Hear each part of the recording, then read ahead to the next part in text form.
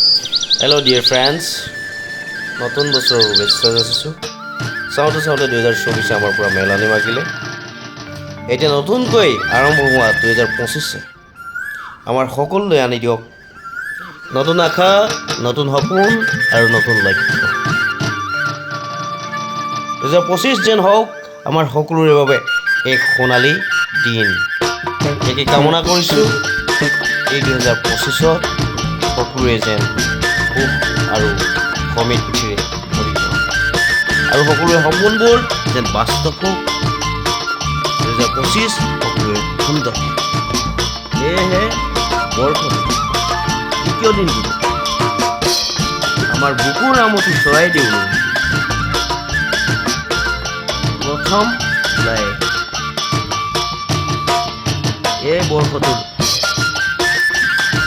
প্ৰথম ভ্ৰমণমূলক কাৰ্যসূচী